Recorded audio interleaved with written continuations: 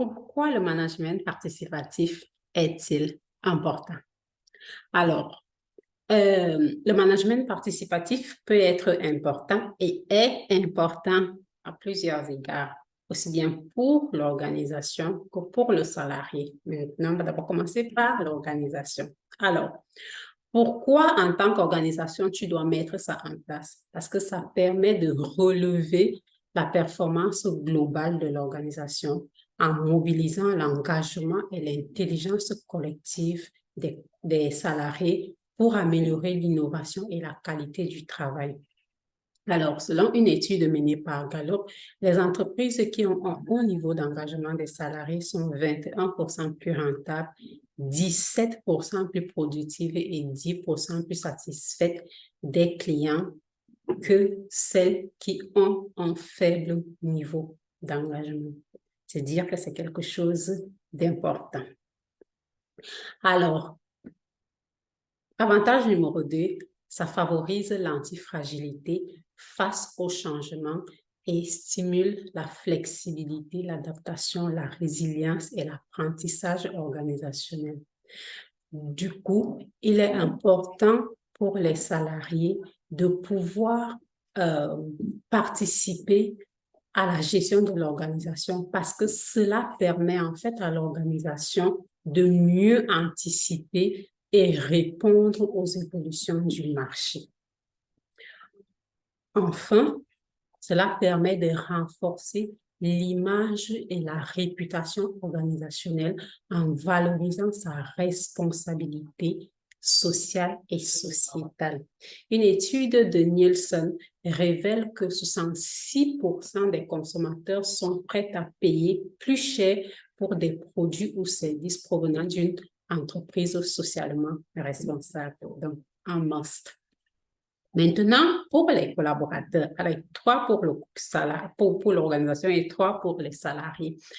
Pour nos salariés, cela permet d'augmenter l'engagement, la motivation et la satisfaction au travail. Donc, un grand facteur de leur bien-être au travail parce que cela donne du sens, leur apporte de la reconnaissance et favorise donc leur épanouissement. Donc, selon une étude, 79% des salariés impliqués dans leur travail se disent satisfaits ou très satisfaits de leur emploi, contre 28% des salariés non impliqués.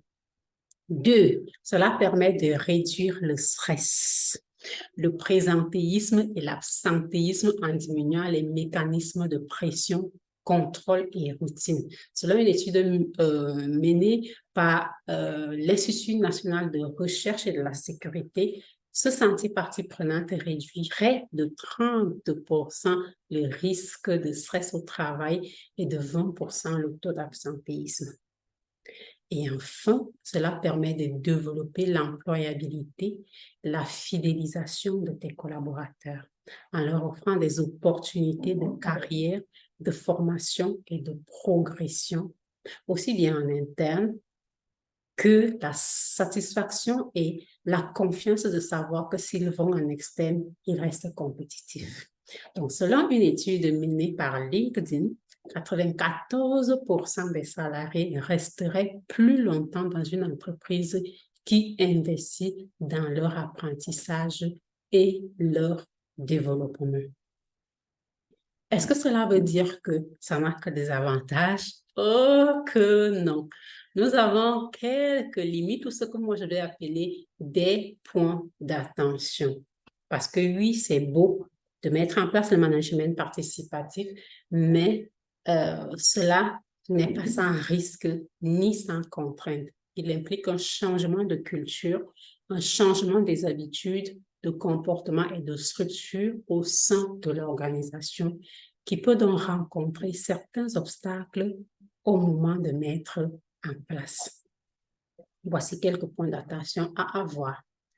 Premièrement, on peut rencontrer comme obstacle le manque de temps, de moyens ou de compétences. Et pour ça, former les managers et les collaborateurs, se concerter régulièrement et évaluer les progrès pour s'assurer que la participation ne mise pas à la productivité, à la qualité du travail et à l'épanouissement de nos collaborateurs est essentiel. Deuxièmement, il y a le manque d'adhésion ou de confiance.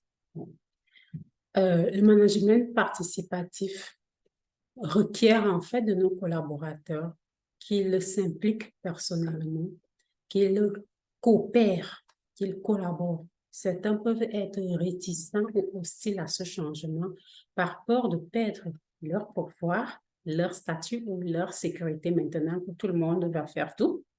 S'ils ne comprennent pas bien ce que ça veut dire, comment chacun est partie prenante, cela peut créer une résistance. Il faut donc créer un climat de sécurité relationnelle, climat de sécurité psychologique pour chacun qui va être propice à la confiance, au respect, à la transparence, à l'envie d'aider les autres, l'entraide, pour lever justement ces résistances. Troisièmement, c'est le manque de cohérence ou de clarté.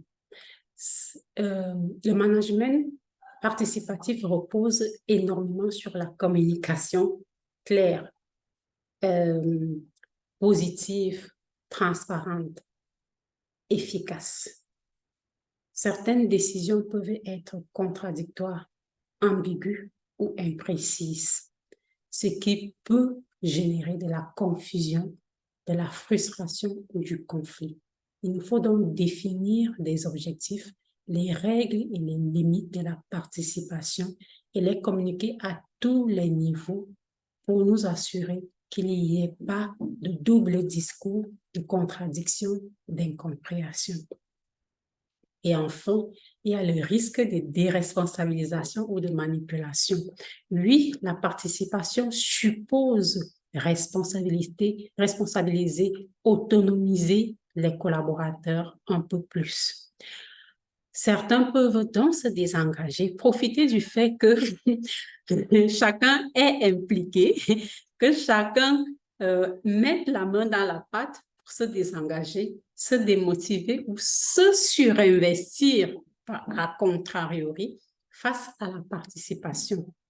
Il faut donc accompagner, soutenir et reconnaître les efforts et les résultats des collaborateurs, s'assurer que chacun a sa part d'objectifs à atteindre pour l'atteinte de l'objectif global, tout en évitant que la participation ne devienne un prétexte pour déléguer les tâches ingrates, pour influencer les décisions ou pour tirer au flanc.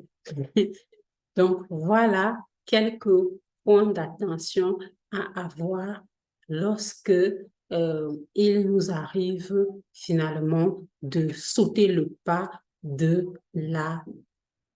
management participatif au sein de notre équipe. Est-ce qu'il y a des questions, observations, contributions?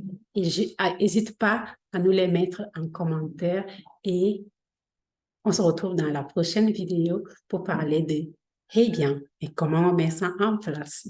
À tout à l'heure.